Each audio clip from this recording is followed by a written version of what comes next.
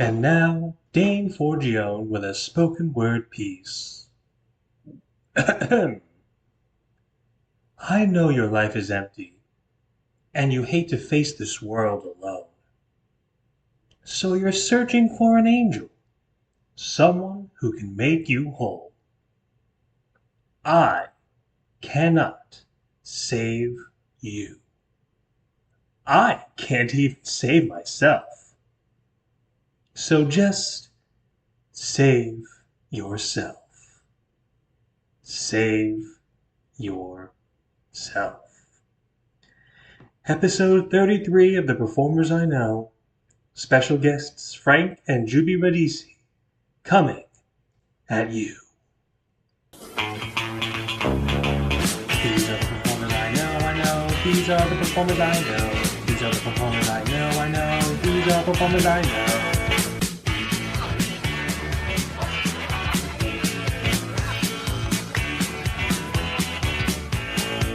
These are the performers I know. These are the performers I know.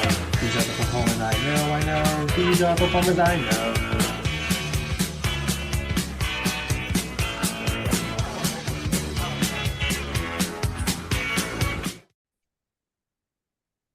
All right, here we go, everybody. It is time once again for another episode of The Reformers I Know. This is episode number 33. 33. Whew, I didn't think I would get this far, but here I am. 33 times we've done this, and this one, I'm very excited with this one. We've had a brother and sister on the show. Now we have a wonderful married couple. They are consummate performers. Acting, singing, dancing, juggling chainsaws, whatever. And they are here all the way from Studio Queens. It is Frank and Jubie Radice. Welcome to the show, guys. Thank you. Happy to be here. It's 33. I just turned 33 too, so this is so exciting for me. Lucky number. I remember that. So, once upon a time in 2020, during the unspeakable years, I was starting to notice that people were doing virtual shows online. And a friend of mine named Jazzy Pop, well, I originally was in a group with, I forget his name, Keith Schneider, something to that effect. Yes, Yeah. I think that's correct. Oh, yes. He was certainly a thing. And I think I did 2 readings with them. And then Jazzy Parnham, my friend Jazzy, was like, "Hey, Dane, pandemic players. Trust me. Just trust." Oh, well, can you tell me a little bit about them? Shh, just trust me. It's good. She said just like that. I really wish that I was joking, but she was just like, "Trust me. Just trust me." Okay. So I joined, and the first reading I did was It's the Great Pumpkin Charlie Brown, where I played Snoopy. I didn't have any dialogue, but that's okay. I got to bop around in my seat and crawl on the floor and do all sorts of Snoopy stuff. So it was very cute. It was a lot of fun.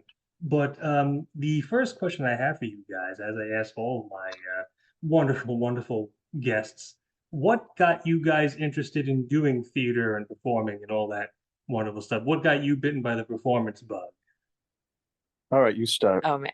So I'm actually from a small town in Georgia, and when I was about 4 or 5, my mom got the copy of Les Mis, the 10th anniversary, on VHS. That's how old I am. And I saw it and I just was like, oh my God, this is amazing. And thinking, well, I'm never going to be able to do that because I live in a shithole. But then I moved to New York because my dad was transferred here because it's a Navy family. And I did dance, as every girl has to do. You have to do dance at least once in your life. And then I realized that it was more fun to act. So I started doing that. And then I did theater from the time I was maybe 5 or 6, and still kind of do it on and off in my 30s. Did Frank Sinatra High School, did a semester at Juilliard Night School. So that's my journey. Go ahead, Frank.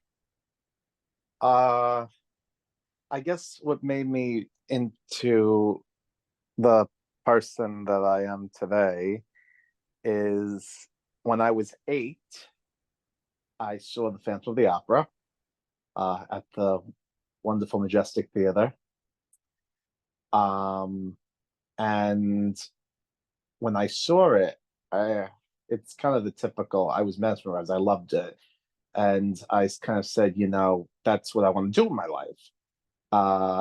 I ended up seeing, now I am 31 years old. I saw Phantom about 13 times on Broadway, which I still feel like is not enough. And yeah, that was always my dream part. Everybody has those dream parts, and I've never changed my mind ever since I was 8. I always wanted to be an actor, singer. So I've stuck with it, and I'm happy that I stuck with it. I don't think I would change it for anything. So that's a little bit about why I started. Well, much like I saw the play that goes wrong multiple times, Frank Oh, I has love seen it. Phantom of the Opera multiple times. And I have it on good authority that Frank is going to send Audra McDonald a very strongly worded letter, like, get Gypsy out of the Majestic Theater. That's not your theater. Oh, no! Don't be ruining my chances to work with her. Oh, it just seems like a very nice lady, and but I don't. It's sad because when you think of the Majestic, you think of Phantom. It was this black theater, it had the mask, which actually is I always remember when I was a kid. That's the first. I mean, those guys are great who did marketing for Phantom just to have the mask. It's so mysterious. It doesn't really say anything. And when I was a kid, I was like, "Oh my gosh, what is this?" And that's when I saw it. No, of course, I love Audrey. I mean, she's got a beautiful voice. Definitely deserves all the Tonys. But I'm going to be selfish here and say I wish Phantom was still there Well, because I love it. I kind of have a soft spot because Zoe Rock, who, for those of you who don't know, was way back in episode 7, she auditioned for this incoming Gypsy. And Very nice. I I firmly believe she could run circles around all the kids that I know that I've seen that are trying out for this part, but that's neither here nor there. So yeah, how did you crazy kooky kids meet? Was it a community theater thing of two people meet during a show and they fall in love and all that wonderful stuff? Uh, kind of. Was very forbidden. I mean, well, because so my ex has my ex's family has a theater group, the JC Players of Middle Village, Queens. And we were doing Les Mis, which I actually was not supposed to be doing because I had gotten hired at a Renaissance fair upstate, and I was considering taking that job, and I ended up staying in New York, in the city, because I took a job at Lincoln Center instead because it was better pay, it was longer term, and I of course loved Les Mis. That's the show that got me into everything. So I agreed to do the show knowing I'm going to be ensemble because I would never be cast as a lead because they hate me. And then Frank came in as They didn't hate you at that point. no, but I just never got a lead. And I was having sex with the director's son and still never got anything out of that. So I came in and I just was 21. I had a bad attitude and I didn't want to be there because I was having relationship issues. And I met Frank as Valjean. And he was just very nice. And the first thing he did was comment on my Batman shirt because I was wearing a Batman shirt from Six Flags that he liked. And I thought that he was gay. So I thought it was fine to kind of like be close with him and talk to him and like didn't think anything of it. And then one day we're hanging out and I said, listen, everybody says you have a crush on me. And he's like, yeah, I do. And then it just kind of went from there. And then it just was a whirlwind of a living, breathing nightmare. And now everything's great. Right, Frank? Yes. You didn't send us. Just remember something, ladies. If you want to impress that fella in your life, you wear that Batman Returns shirt. Oh yeah, you wear. Oh yeah, and also I saw that he like quoted Usual Suspects, and I was like, oh my god, I'm gonna watch that movie and like I'm gonna talk about it, and he's gonna think I was such a pick me for Frank. A pick me? Do you know what that is? No, tell me, what is that? Okay, it's Well, we're a gonna learn girl. something here. Let's sit back. Okay. Let's learn. My limited knowledge of youth. I think a pick me is a girl that goes out of her way, or a boy too, guys do it too. A person who goes out of their way to basically be noticed by the opposite or the person that they're trying to attract. So like the Batman shirt was a coincidence because I happen to have a lot in we have a lot in common organically, but there were things where I was like, oh, he likes this. I can I'm talk just, about this with to him. interrupt for just a moment. I'm just imagining Frank going up to you and be like, Jubie, hand me the keys, you fucking cocksucker. And it was love. That was It it. would honestly, Oh, that's my favorite line from the whole movie. So I would have absolutely been like, That's one of my favorite lines. I think that is my favorite line. But oh, you know who did that? Robin Williams in 1 Hour Photo. If anyone has seen that movie, definitely scary movie. Mhm. He's a creepy. Back when they had the 1 Hour Photo booth, the photos were developed. He was obsessed with this family, and there was one point where he saw a certain book in the mother's purse, so he got the book, and he made sure to sit by her reading the book so we would have something to talk about. So is that what you're trying to say with the pick me? yeah, kind of. It's also like sometimes it's people where it's like, I don't wear any makeup. I'm just naturally look like this. And it's like she's got like 30 shades of foundation on to match her skin tone, like the fake eyelash. I mean, I know what you're doing. I appreciate it though for the Mhm. effort. So, as I said, Frank and Juvie started up the Pandemic Players. How did that come about? What was the genesis of starting up that group? Pandemic Players. We were in another theater group at the time, Well, even and before that, even before that, because we had actually done a shadow cast. We called it a shadow cast of Sweeney. even though Sweeney that's Todd. technically wrong because the Shadowcast is when you play like the movie. Oh, so what did we? But We just did a performance, but yeah, like I just want to do Sweeney Todd. we were shut down middle of, I think we did this like the end of March. We didn't know anybody else was doing this. We thought it was just us. So we had done Sweeney Todd with makeup, and like we did it full because everything we do is overly done and dramatic. So like, and not to put down any other groups that were doing stuff. There were people in other groups who would, they did a very good job. They sounded amazing, and they would sit and do it because sometimes you just don't have that ability. Thankfully, we both live in our own Arkham Asylum here, so we have costumes and makeup and props, and we use all of them. Oh yeah. So we did that show, and then we started, and these were all group chats. So we had like group chats of, we're going to do the show and the show and the show. And then we were a part of another theater group online and kind of saw how they were doing things. And we were like, okay, that's a good idea. I like that. I don't like that. And then we kind of went off and did our own thing, trying to kind of combine it with other theater groups and, Yeah, take and have some of our own flair as well. definitely our own flair. It's Well, just show up, say the lines, have a good time. I think that was really there's two stories that I remember in terms of you guys having your own flair. Um, okay.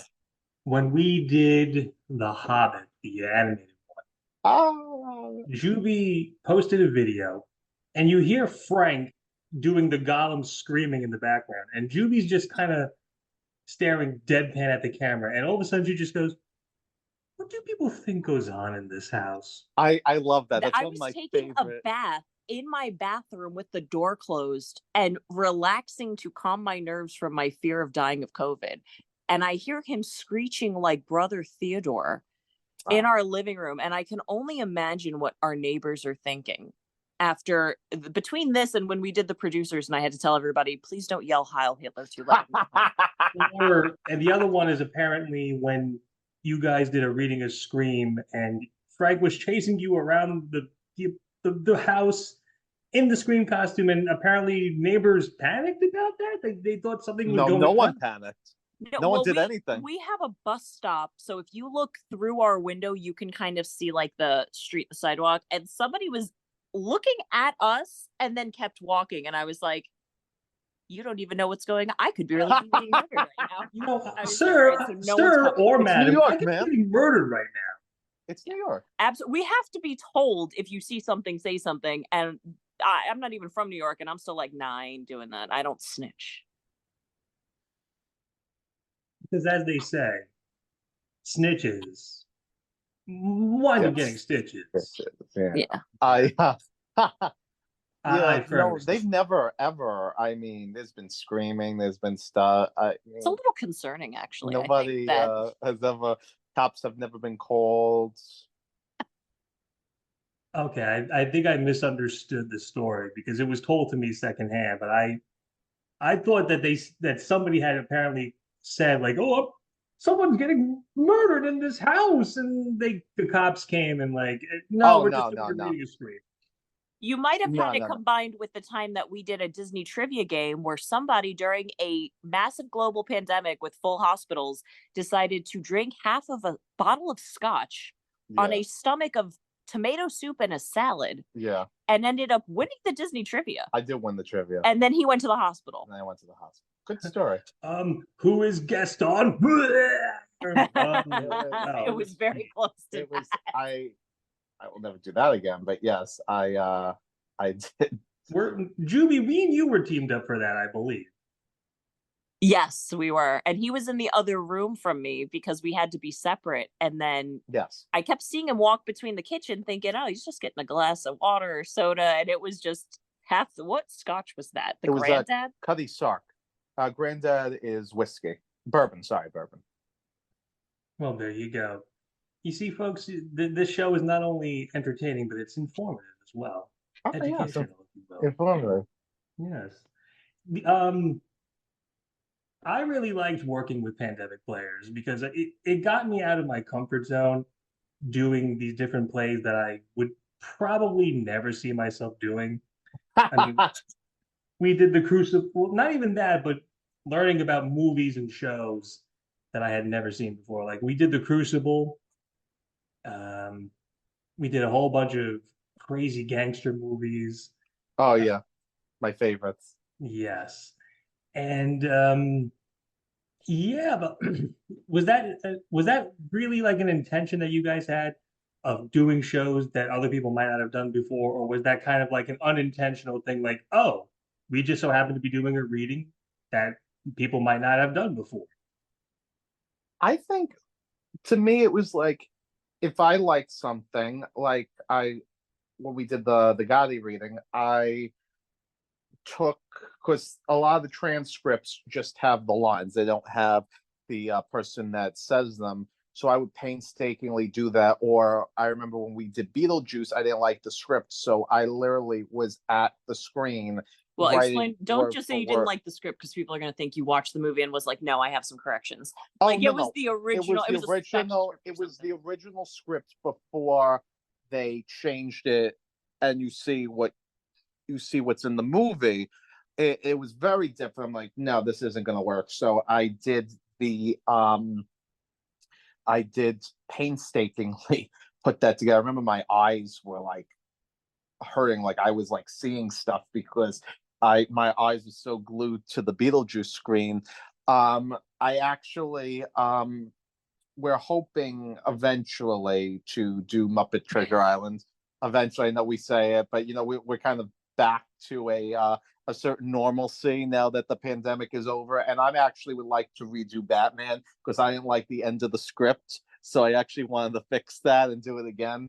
So Well, I also think it was just. I'm getting my Fozzie Bear all prepared for that. Just no, throwing we that will out. do it. I don't know when, but we will It's do a it. lot of, well, the transcribing is always the difficult part. And I think also like a lot of groups were doing it's very traditional things that people do. You do Gypsy, you do Les Mis or whatever, Yeah. and it is fun and it's cool. And I was like, well, we're weird.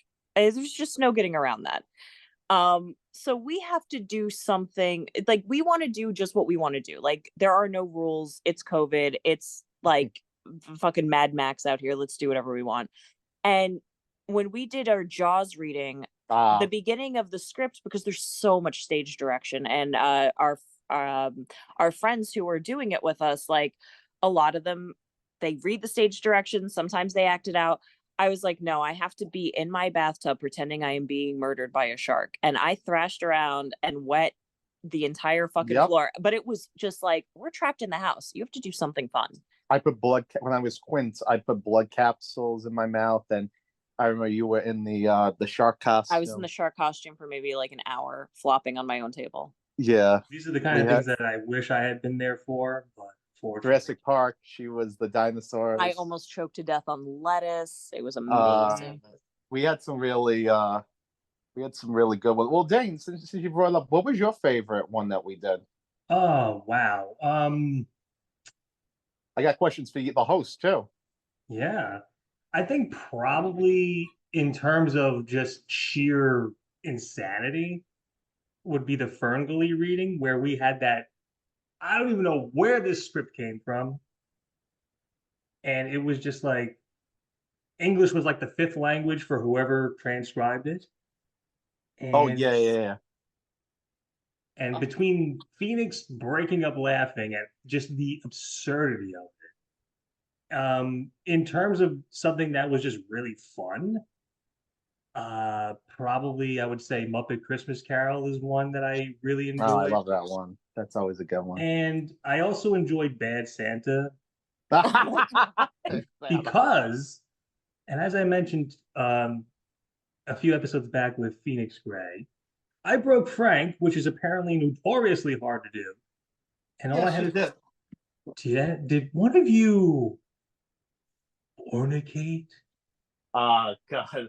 And I tried so hard to hold him. I couldn't.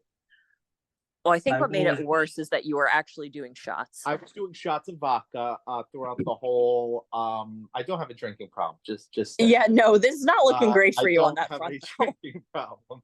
Uh, but I wanted to. I don't know. I just we had a bottle of vodka. We were doing the delivery service for the alcohol. You know, It was the only thing that was safe back then. so I was doing the shots of vodka. It, and I don't know. I had a good time with that. Also, your Dane, your delivery as John, like the perfect John Ritter type delivery. Oh, I yeah. just I want this to come from me. Um, I may have told you guys that I knew about the movie. I had never seen it before. Neither did I Chris, knew and you John both Ritter were was in it, phenomenal. but I was like, I'm winging it. Like I'm not. I don't know what the fuck I'm doing here. So Oh, it was great. Yeah. Same with Chris. Chris didn't know when he Yeah. played the kid. He didn't know the movie, but it was you guys spot on. hit I'm very surprised for someone that didn't see it. You sure acted like you saw it. So good job. well, Good job. well, thank you. I appreciate that. The check is in the mail. Um, so you guys, I guess you can say quote unquote were the directors of pandemic players in a way. I guess you can call it that. I get it. I mean, like, just um, do you prefer kind of going into like the directing part of a show such as this, or do you prefer acting or like a mix of both? I like a mix of both because I think that some people, and I've worked with a lot of really good community theaters and I've worked with bad ones, but I feel like a lot of people can get up their own ass when they're a director. Yeah. And it makes it so unpleasant because it's like, this is not that serious. We're here to have fun. Know your lines, be sober. Don't be a dick, sober-ish. Don't be a complete asshole and get done what you need to get done. I think a lot of people are very anal about things because they want to present an air of like professional or I take this seriously. And to me, it's like you take it seriously by knowing your shit, but you also take it seriously by making it a fun environment. Yeah. And at the same time, I just like to act because I like doing crazy. When we did a reading of Josie and the Pussycats, I played the I think her name, I forgot her name, but she's the Fiona in Josie and the Pussycats. If you know the movie, she's like the villain. Every scene, because she's in fashion, she wears like a crazy outfit and makeup. And I loved grabbing random shit. Or when we did and I did like my makeup at different every time, but also when we did the producers, during the scene of Keep It Gay, I was every single character in his, what was it, his cast, what was his people? It was his Staff. Yeah, I was every single member of the staff, and every single introduction I had something different. I did the kicks for the dancer, I did the ladder for the lesbian, like I had all of it down. And that's one of my great disappointments is the first time we did the producers. Oh yeah. I was knee deep in COVID and I could not even keep my head up. And I actually had to tap out. I was like, I can't finish this reading. I need to go lay down.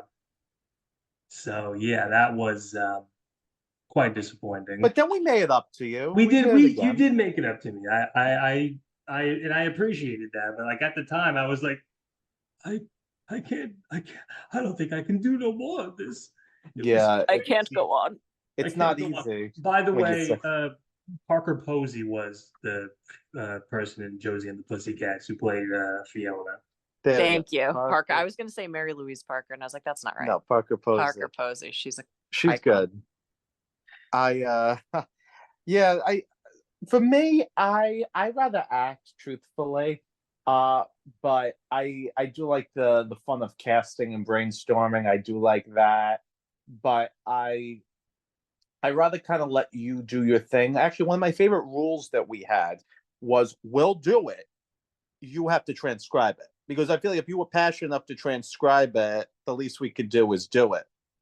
So there was stuff, I mean, I wasn't interested in, but a lot of people were. We did let people kind of do their own thing with the Steven Universe readings and stuff that I'm just not interested in or you're not interested in. But it made them happy. So Well, you I'm know, it's glad we could make funny, some like people happy. whenever we would have our little powwows and little group chats, and Frank would talk about, oh, I've been looking for a transcript of this movie, but and I most of the time I was able to find it, and I always loved Yes. Frank. How the fuck did you find this? Yeah, because I would look, but maybe I just wasn't looking hard enough. Frank will Google something, and if it's not in the first 3 searches, he can't find it. It's like when he opens the fridge and says there's no butter, and then it's right there if you moved one thing. Oof. Yeah, that's true. So Phoenix was just in the Sound and Fury of Shakespeare. They've made a triumphant return to the stage. Is there any kind of returns to the stage in the future for you guys, or is it right now it's just kind of like a holding pattern? Well, Frank is actually a member of Equity, so he just finished a bartending school, so now he's a certified bartender. So he's got all the makings of an actor, and Exactly. and he will be auditioning. I've been pro- auditioning every week. Actually, now I have the time. I unfortunately did lose my job, so I'm on unemployment right now. So I figured, well, while I'm doing that, I got my bartending certification. You know, I took the class, and I've just been going on auditions. I've also been applying to jobs. So you know, whatever happens first. But eventually, I would like to get a bartending job because I definitely need something that works with the auditioning. And even though the job is working at, you know, I made good money, but it's 9 to 5. You just don't have the time. You could take off once in a while, but you can't go on like the other day I went on like 3, 4 auditions, 5 auditions like in a week. That's the great thing about being in the union that I really like is you can make an appointment and be seen. I used to wait, you know, in the city. I used to go in what, like 4 or 5 in the yeah. morning, and we would write our name on an unofficial list, and sometimes it wasn't honored, or you know, you would wait, and then if there's someone in the union came in, you were pushed. I remember I was number 2 on the list, and I was never seen because Equity kept, you know, coming and being put on the list, so I kept being moved back. So I don't miss it. I don't miss that at all. So I definitely enjoy being able to make an appointment, be seen, and then you keep moving. And I just did. It's not really a return to the stage, but I was just Kind of was, yeah. oh yeah. I was in the Miss New York pageant up in Albany about 2 weeks ago, and that was more of a personal thing of just like, I know I'm not going to win, but it was just to kind of get myself back into, I guess, a show aspect. I It is a mean, show. it is a show, it is a It's an performance. entertainment. It is very helpful if any young ladies want to look into it. If you have the mentality of working on stage, it does help a lot because you will run through the backstage area half naked while you're changing between an evening gown and a bathing suit. And that is basically what theater is. Not even just community theater, what theater is. But I would definitely like to get back into it. I have always been really big into dance, and I never did it when I was younger because I was told I was too fat. But now that I don't give a fuck what I look like, I'm going to get back out there and shake it. And then if I can find some plays and stuff to do, I mean, we've done reality TV in the past, Yes, that is true. which was just like 1 or 2 episodes. Don't look for me in Real Housewives. I'm too poor. But yeah, definitely do some kind of return. Hmm. Well, I can see by the old clock on the wall that we are starting to run a little bit out of time. But I have one last question for you, lovely, lovely people. What would be if somebody were to come up to you and say, "Hey, Frank, Jubie, I'm looking to go into theater, acting, singing, doing the Miss New York pageant. What would be the piece of advice that you would give them to best succeed in trying that endeavor?" Oh, me first. You first. Oh God. Unless do you have it on top of your head? Because I can go. You have it on the top of your head? Yeah. Yeah. Okay. Good. Okay, I would say that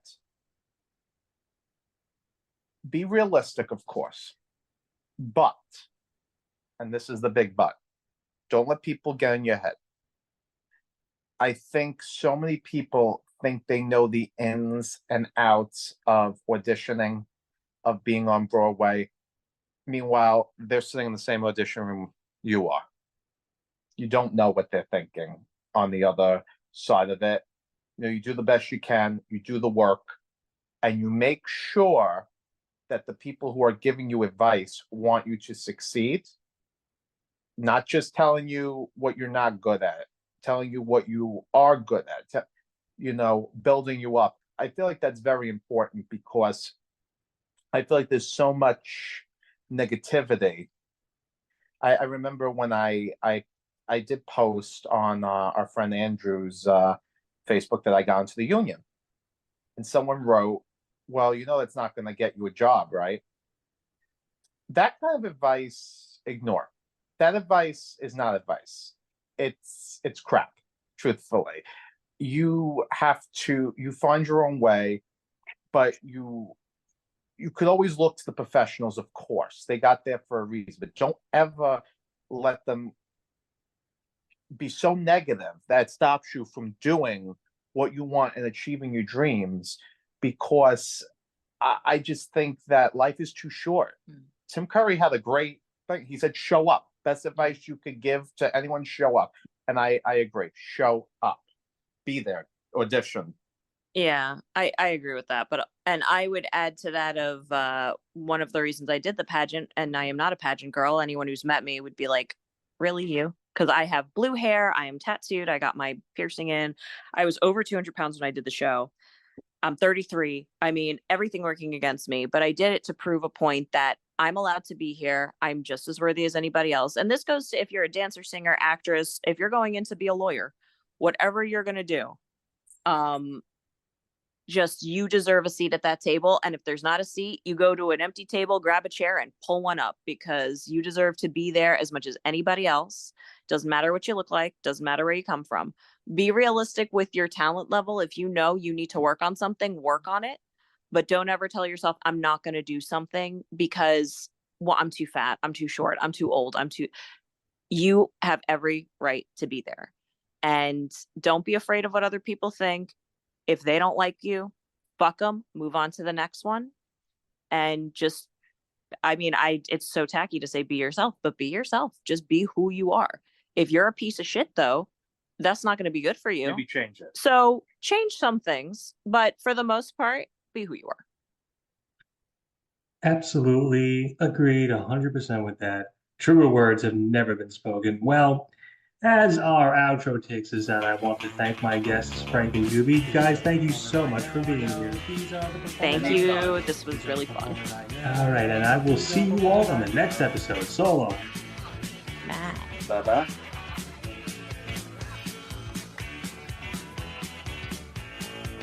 These are the performers I know. These are the performers I know. These are the performers I know. These are the performers I know.